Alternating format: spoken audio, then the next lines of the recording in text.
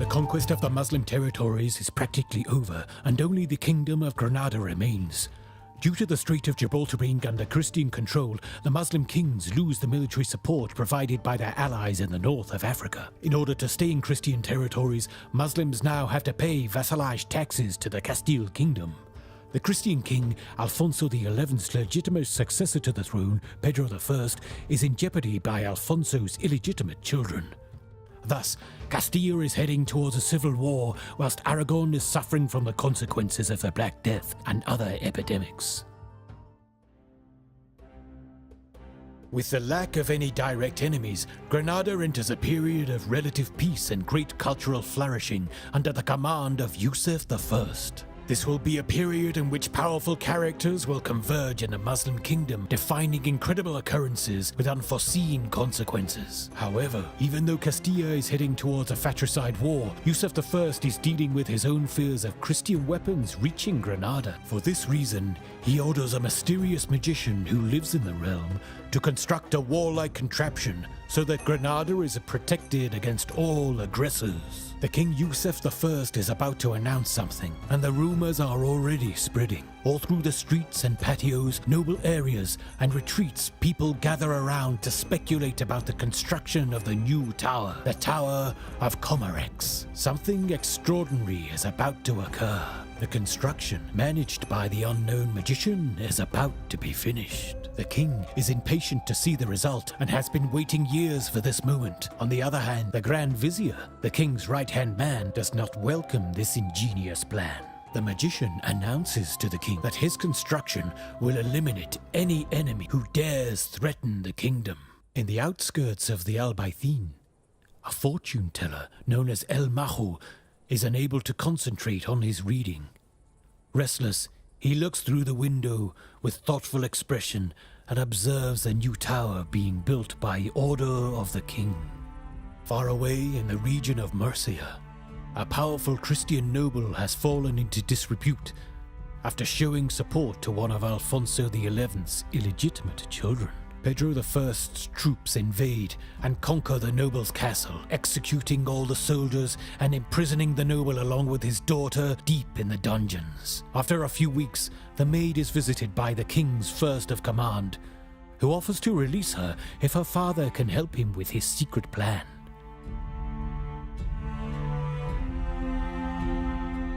This is only the beginning of a story that will challenge the future of the Kingdom of Granada and the world.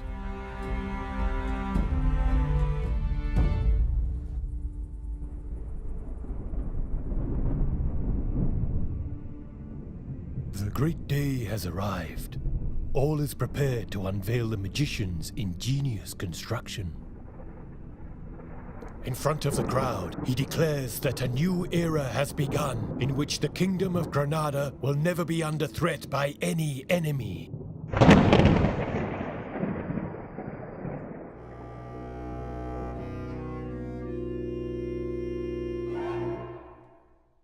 The magician invites the king to choose his favorite piece and play.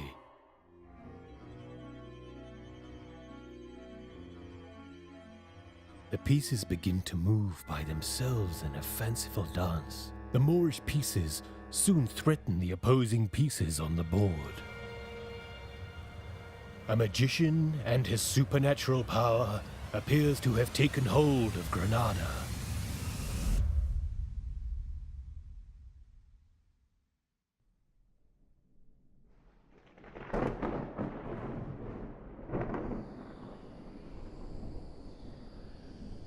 Somewhere near Guadix, the entourage of the Christian princess is attacked by an unexpected storm. It seems like a nightmare, but the effects are so real they cannot be denied.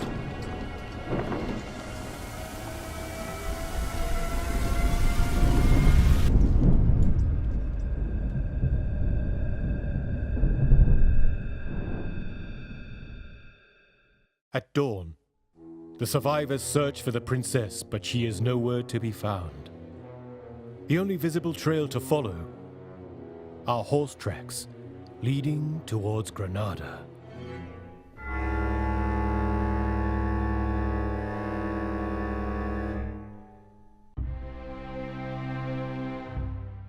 The day after the storm, in the surroundings of the Moorish city of Granada, a military patrol finds the Christian princess.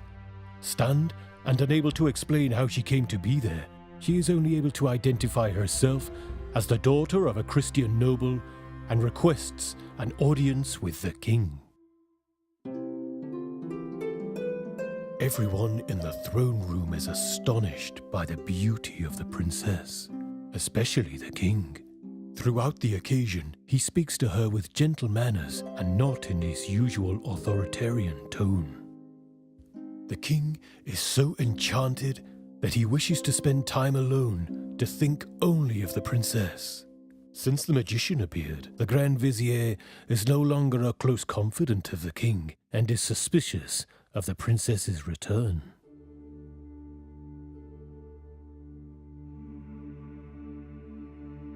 Day by day, the king becomes more enamored with the princess, but is unaware that in turn her eyes are becoming more enamored with the magician. Isaac Abulafia fears his position as the king's confidant is in danger, and so he approaches the wise men of the La Madrasa. In the meantime, in the dark streets of the Albaythin, a group of unknown people move silently among the shadows. They are the soldiers of the princess, who have reached the lion's den.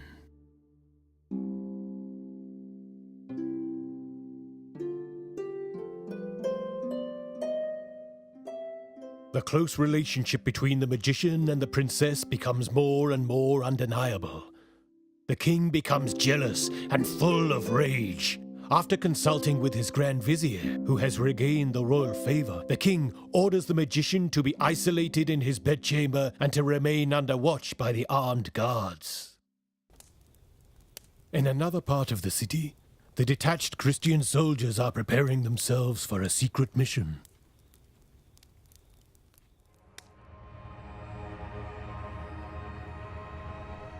The magician's magic is more powerful than the measures taken by the king. The watching guards become useless. The magician and the princess continue to see each other despite the king's methods to prevent this.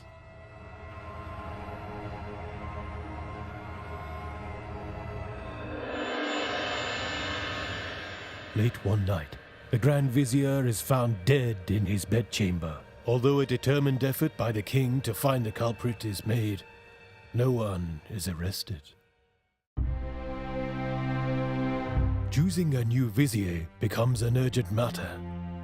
Yusuf accepts the candidate proposed by the madrasa, who happens to be the General Jafar, head of the army. Jafar promises to investigate and expose all those who dare destabilize the Kingdom of Granada.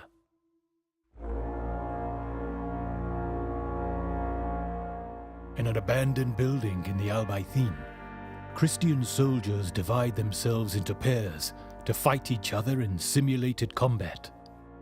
They are elite warriors and have honed their skills through dozens of battles.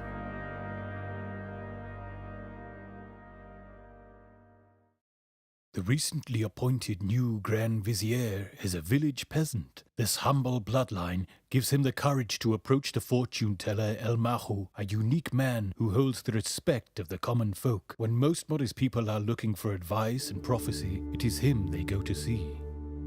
After the murder, security measures around the king have been doubled, and also the forces watching the magician. The magician evades this vigilance with a simple spell which allows him to continue his visits to the princess without hindrance. The magician is consumed with love for the princess. During one of their encounters, he reveals his plan for the both of them to rule as king and queen. The smile at knowing this tells of her ambition. In the Castilian house, a knock at the door raises the alarm. The man opening the door finds a peculiar individual who gives him a ring and requests to be taken to his commander. This is a woman's ring and shows the Salafar shield. There is no doubt that the owner of the ring is the princess. the king and the Grand Vizier go secretly to the madrasa.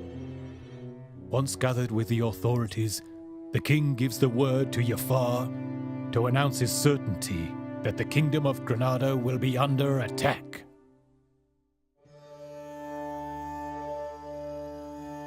Visiting El Mahu has convinced the Grand Vizier that the kingdom is under threat. The fortune teller advised he must beware of foreigners, not only those living in the palace, but also of others who have recently arrived in the city. Jafar gathers together his spies and orders them to obtain as much information as they can. The informers enter the Albaythin in groups and spread silently through the streets. On the very same day, Yusef's guards spoil an attempt against him in the patio of a mosque. Unfortunately, the assailant runs and escapes, avoiding capture by several men. Upon evading his pursuers, he uncovers his face. The man is one of the allies of the magician. After being duly informed by his spies, the Grand Vizier readies his attack to storm the Christian camp. He finds, however, that upon his arrival with his soldiers, the foreigners are all gone. The Christians had already left and set up a camp in the surroundings of Granada to examine their weapons and ready themselves for their next move. The day had finally arrived.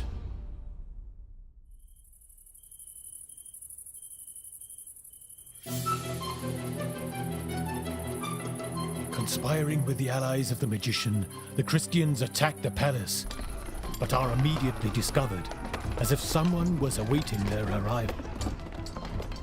The magician's plans had failed, making him the prime suspect responsible for the attack. With her chances of gaining power to the Kingdom of Granada now gone, the princess had lost all interest in the magician. With the kingdom no longer under threat, the Grand Vizier's troops focus all their efforts on the capture of the magician. He is finally found next to the Gate of Justice, trying to escape with the princess as his hostage. Yusef orders the magician to release the princess. However, he claims the princess as his reward for the building of the magical artifact. With a swift movement of his hands, the ground opens up, swallowing both himself and the princess, and he declares, "You shall never find her, lest the hand should reach down and grasp the key."